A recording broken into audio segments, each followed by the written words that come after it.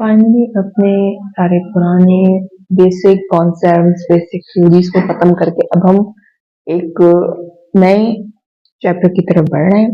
अब इसमें जो है वो आप रियल लाइफ से लिंक ज्यादा कर सकेंगे, पहले भी कर रहे थे मगर अब और ज्यादा कर पाएंगे। तो पहले तो इसके बेसिक को क्लियर करते हैं। तो आपका जो चैप्टर है वो है मार्केट की डायनेमिक्स।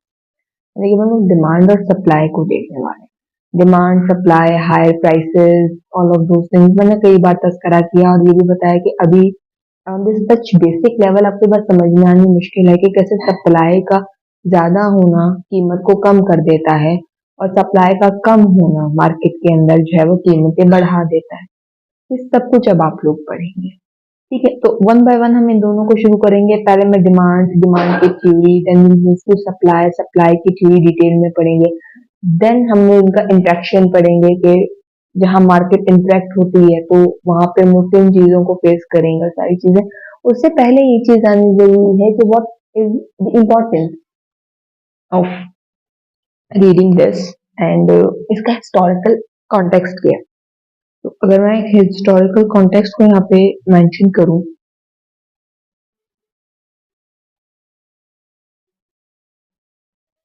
ठीक है, हिस्टोरिकल कॉन्टेक्स्ट ही शुरू कहाँ से हो रहा है। ठीक है, शुरू ये हो रहा है सबसे पुराने जो इकोनॉमिस्ट का स्कूल था, that is known as classical, जिसमें एडम स्मिथ थे और डेविड रिकार्डो थे। ठीक है, तो इनकी जो बिल्कुल सबसे पहली बिगनिंग होती है, सबसे पुराना जो मिलता है वो मिलता है classical school of thought.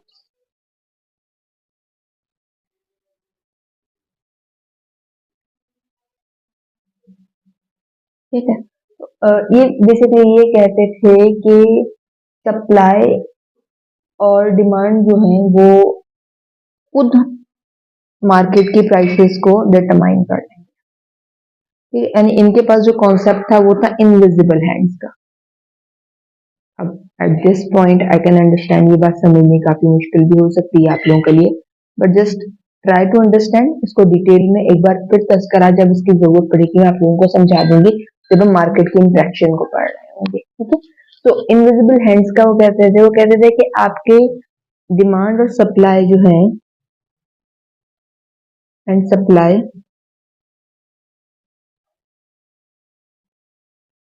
Can determine the price of market,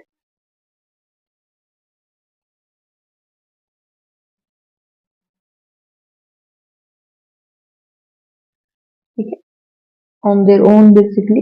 इनके इनको किसी एक्सटर्नल फोर्स की जरूरत नहीं। अब यहाँ पे कौन से एक्सटर्नल फोर्स की बात हो रही है, वो गवर्नमेंट की इंटरवेंशन की बात कर रहे हैं कि इनके स्पेसिफिक कोई एक गवर्नमेंट की पॉलिसी लगने की जरूरत नहीं है, स्पेशली इस चीज को टारगेट करने के लिए कि मार्केट में जो है वो प्राइस क्या चलेगी एक गुड की, वो डिटरमाइन। ठीक है, एट दिस पॉइंट आप लोगों को ये चीज समझनी बहुत मुश्किल है।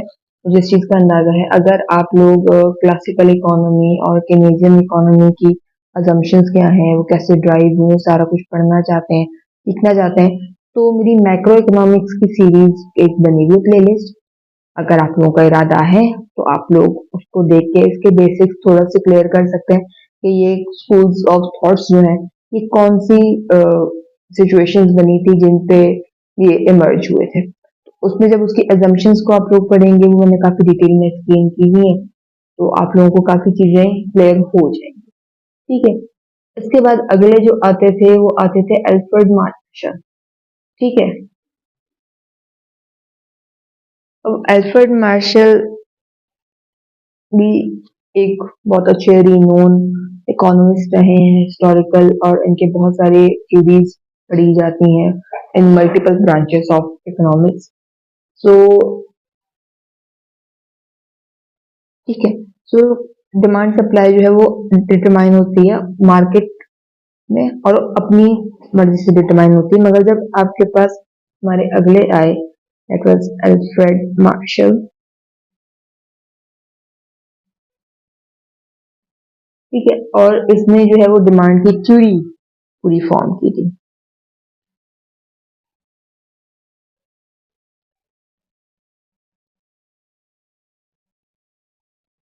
डिमांड की थ्योरी को फॉर्म किया, सही हो गया। सो डिमांड की थ्योरी में उन्होंने ये बताया था कि ये लेट 19 की बात थी, इन लेट 19th सेंचुरी। ठीक है, एग्जैक्ट डेट मिलनी जरा मुश्किल थी, तो एक जर्नल लिख देने के लिए लेट 19th सेंचुरी के अंदर इसको हुआ था कि डिमांड कर्व को बनाया गया और ये आइडिया दिया गया कि ये कैसे जो है वो प्राइसेस से और बहुत अदर फैक्टर से इन्फ्लुएंस करती है। ये चीजों को मैं अभी आगे डिटेल में जब डिस्कस करूंगी during the other lessons and lectures, उसमें काफी क्लियर हो जाएगा कि मैं क्या बात कर रही हूँ, कि डिमांड कर्व बन कैसे रहा है और कौन कौन से शिफ्टिंग फैक्टर्स हैं। ठीक है, इसके अलावा फिर इन्होंने ही इंट्रोड्यूस कराया था इलास्टिसिटी का कॉन्सेप्ट।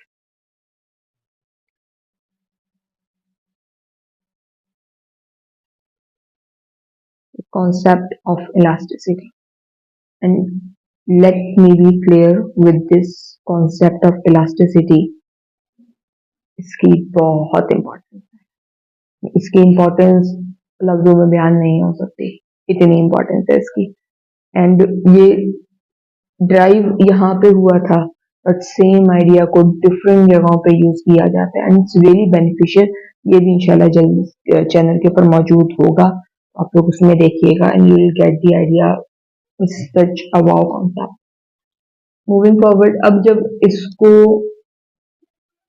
जो है इंट्रोड्यूस किया गया, इलास्टिसिटी का कॉन्सेप्ट आया और अल्फ्रेड मार्शन ने बताया कि भाई आपकी डिमांड थ्योरी किन किन फैक्टर्स के ऊपर जो है वो काम करती है। उसके बाद फिर आपके पास मॉडर्न डेवलपमेंट्स में जाहिर बात है वो तो उस टाइमिंग्स की हिसाब से उन्होंने एक थ्योरी बना दी थी, डिमांड थ्योरी। फिर जैसे ही वक्त आगे बढ़ा, नई रिसर्च हुई, नए इनोवेशन हुई, तो उसमें जो बिहेवियरल इकोनॉमिक्स थी, ठीक है, बिहेवियरल एंड एम्पेरिकल इकोनॉमिक्स। अब जैसे आप लोगों को एम्पेरिकल इकोनॉमिक्स का इतना अंदाजा नहीं है व्हाट इज दैट, तो फिलहाल इकोनोमेट्रिक्स काइंड ऑफ थिंग है, मगर जैसे आप लोगों को सही लगे तो कुछ वीडियो उसकी भी मौजूद है अगर आप लोग देखना चाहें तो।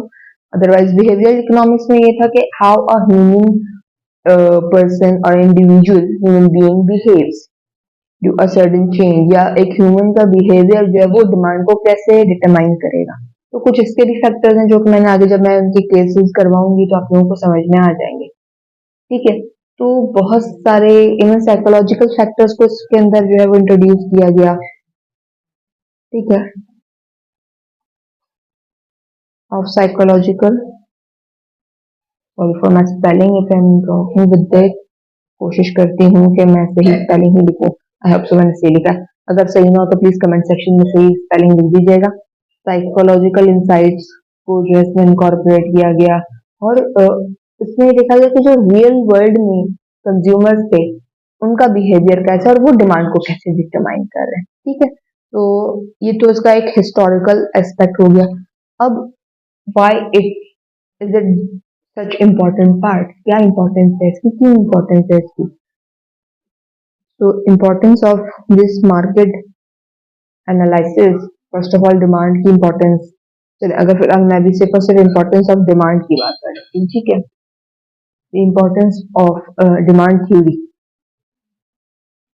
इस थ्योरी की क्या इम्पोर्टेंस है, यानी इसको लोगों ने बना तो लिया क्लासिकल में, फिर मार्शल जो थे हमारे उन्होंने इस चीज को फॉर्म कर लिया, बट ये फायदा क्या हुआ, ये चीज देखने की जरूरत थी।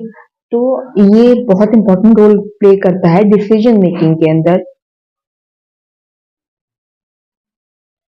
ठीक है, ये यानी कि डिसीजन मेकिंग का प्रोसेस बहुत अच्छा कर देता है। अब कौन सा decision making, every kind of decision making, every kind of decision.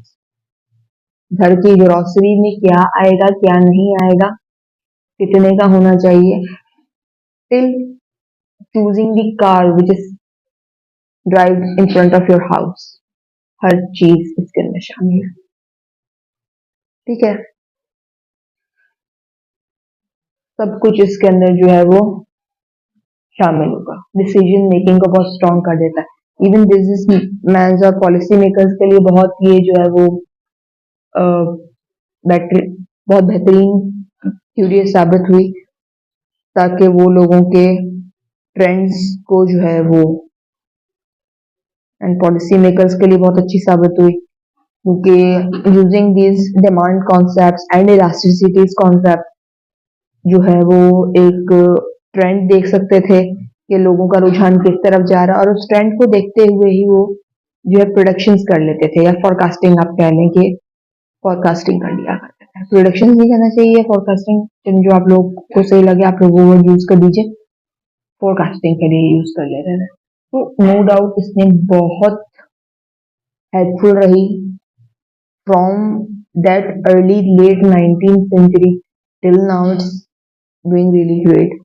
तो उम्मीद करती हूँ ये बात तो आप लोगों को समझ में आ गई होगी। ठीक है, और अब हम इसके बाद जो है वो सीधा डिमांड थ्योरी को डिटेल में डिस्कस करेंगे। हिस्टोरिकल कॉन्टेक्स्ट मैंने एक्सप्लेन कर दिया, डिमांड थ्योरी की इंपॉर्टेंस मैंने एक्सप्लेन कर दी। ठीक है, एक चीज माइंड में रखिएगा कि जो डिमांड थ्योरी है it's basically from the consumer side. ठीक है, वेयर एज जो सप्लाई होगा that is from the production side या प्रोड्यूसर का साइड। ठीक है, इस बात को माइंड में रखते हुए अब हम इसको लेक्चर्स को आगे बढ़ाएंगे।